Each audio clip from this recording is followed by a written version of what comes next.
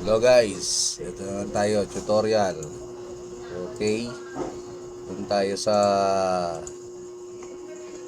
how to flash FastSpy sa ating 360 TS GM. Okay, alright. So, hintayin natin, connect lang natin. Okay, okay. So, hintayin natin. Magbukas. Alright.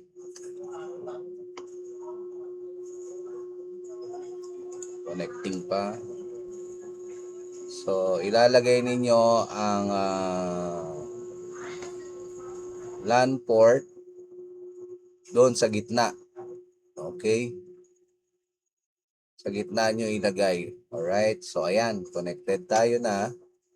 So, ayan na yung OpenWRT niya. Ito ang sinasabi ko. Right? Punta mo sa System Overview. Makita natin OpenWRT. Pero ang model niya is 360 TS T6M pala. O yan. 360 T6M. O. Yung T6GS naman, iba yun. Mababa lang ang ROM yun, ROM chip niya. Okay? Ito, 128. Okay. Same na Wi-Fi 6. Same ang itsura. Pero minsan iba ang model. Ibang chip set ng ROM ang nakalagay sa loob niya. So, dalawang klase yan. Pero kung nakuha nyo yung 12 ay yung 16 MB lang ang chipset niya, gawan din natin 'yan. Subukan natin, okay? So, dito muna tayo sa 360 TSM, okay? Kung makakabili kayo sa Shopee at ito ang lumabas, ganito lang ang gagawin ninyo, okay? So, ang gawin natin ngayon, pasukin natin ang Breedweb niya. So, may Breedweb ito, okay? So, alam nyo naman na paano pumasok sa Breedweb. Patayin natin. Hugutin natin yung adapter, power adapter. Sundutin ang reset button. I-hold lang yun at ipasok natin ang power adapter. So, hold nyo lang yung reset for 10 seconds, then bitaw. Saka nyo lang bibitawan after 10 seconds. Then, type natin ang 192.168.1.1. Enter. Pasok na kayo sa Breedweb. Okay? So, ito yung Breedweb niya. So, punta tayo dito sa second option. Diyan. Hindi tayo dito magpa-flash. Okay? Dito. Dito tayo sa next tab. O, ito yung first tab. Ito yung next tab. Okay? Then, dito, lagay lang natin OpenWRT. Okay? Yan. Then dito, uncheck lang natin yung bootloader, check natin yung restart, bootloader, EEPROM. So yung EEPROM, i-check natin, i-keep natin yung EEPROM, okay? Yan, keep natin. Then choose file lang tayo. Ang i-choose natin is yung ating EDAP na full dump.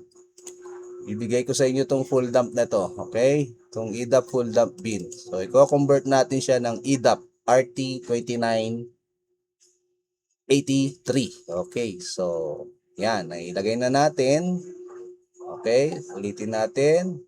Huwag dito sa second tab. Then the second option tayo. Second tab. Choose file natin yung EDAP full dump bin.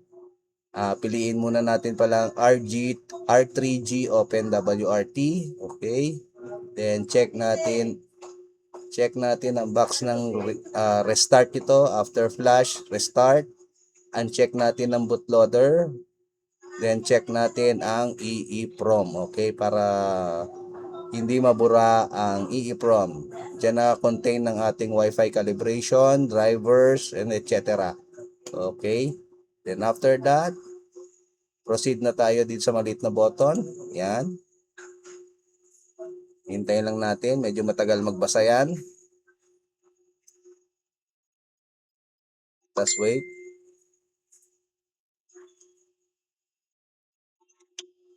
Hintayin lang natin.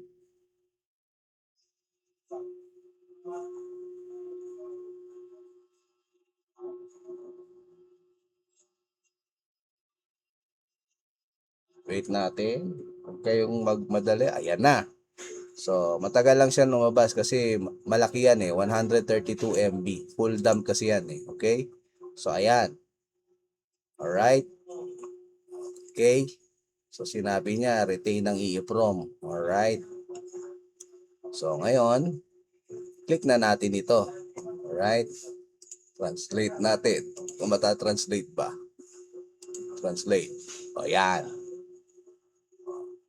Hindi natin i-update yung EEPROM kasi maintain lang siya. Or yan na. Okay, then, click natin ang update. Yan. So, hintayin natin siyang matapos hanggang 100%. So, makikita nyo may dot na ilaw yan na kulay green. Mawawala yung ilaw na yan kapag na-flash na natin ito. So, dito tayo titingin if connected na ba siya or hindi. Okay? Wait lang natin. Conversion lang tayo. Okay? Kaya nako-convert ko to sa EDAP dahil parehas lang sila ng hardware chipsets niya. Okay? Ang nangyari lang kasi is naka-breadweb siya. So kahit anong gawin nating pag-flash ng ating FastPi dito, hindi niya tinatanggap. Okay? Kailangan nating baguhin itong U-boot bootloader niya. Okay, binago ko na. Kaya gumawa ako ng isang full dump para ma-flash natin dito sa breadweb. Ito. Okay? So, ayan na. 100%. So, hintayin lang natin siya, no? So, check lang natin na siya. Details. Okay? So, dito, type na natin sa isang tab ang 192.168.1.1 default na OpenWRT. So, hintayin natin mag-load. Pero ito, nag-identifying pa, hindi pa stable ang connection. So, wait lang natin.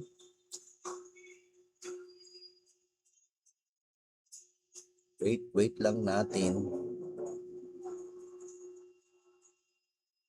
Ang sinasabi ko sa inyo, dalawang klase yan. Okay? Isang 128 MB na non-type flash chip at isang 16 MB na NOR flash type na IC. Okay?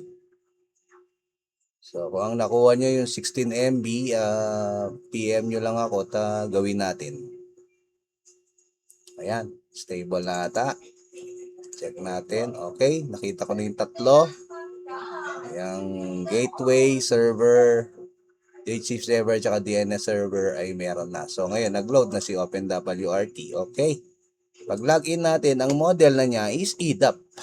Ayan, nakikita niyo na. EDAP R2983. Okay. So, anong ibig sabihin nito? So, diretso na tayo dito sa ating system. Baka flash image. Browse na natin ang ating EDAP FastPi. Okay? So, hanapin natin yung EDAP. Ayan. FastPi EDAP. Ayan. Piliin na natin yan. Then, upload na natin. Okay?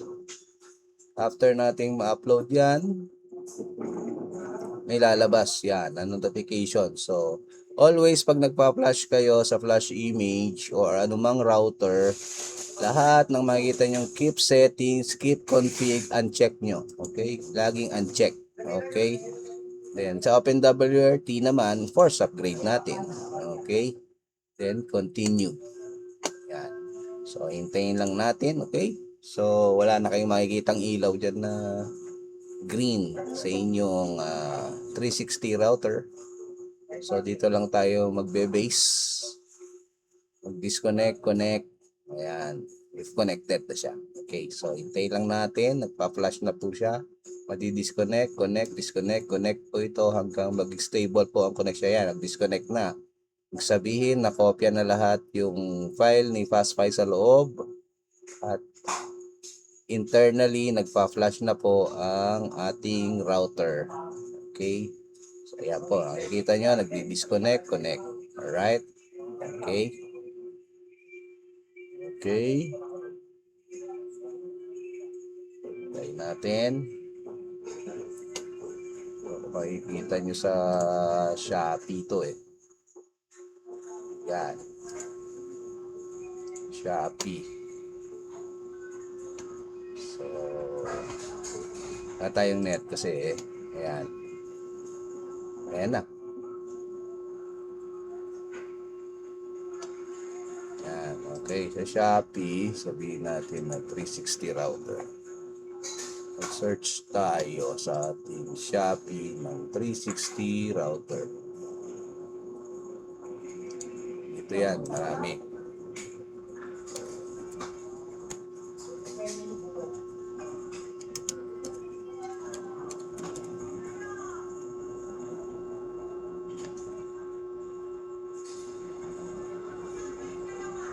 So, dito sa ganito, ayan o.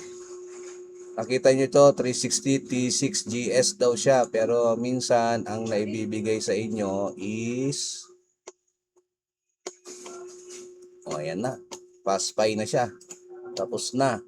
Check natin kung 10.0.0.1 ng IP. Ayun, 10.0.0.1 ng IP. So, close na natin. Open natin na to. Ayan na, FastPi. We are now on FastPi. Okay. So, para makita nyo lang kung saan, disable muna natin yan. Tayo sa ating Shopee. Load natin. Ayan.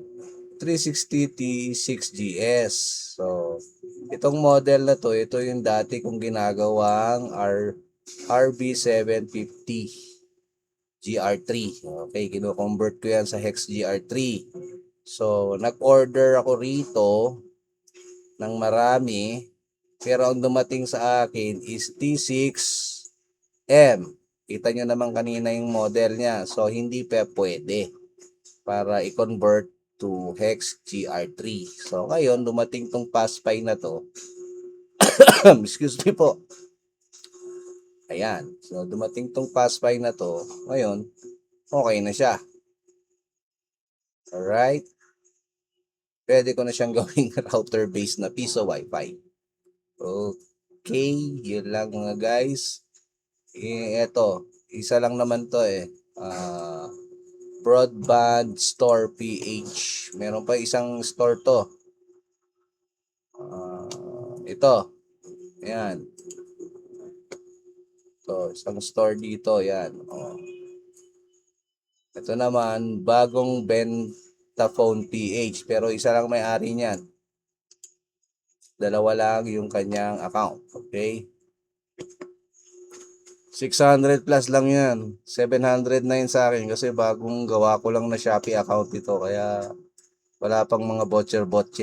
Wala pa. Hindi ko makita yung mga promo nila. Okay? So, ito yan.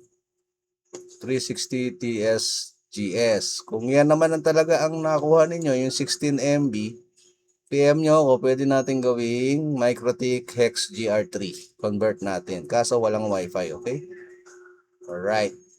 Yun lang mga guys. So, ayos na. Bye!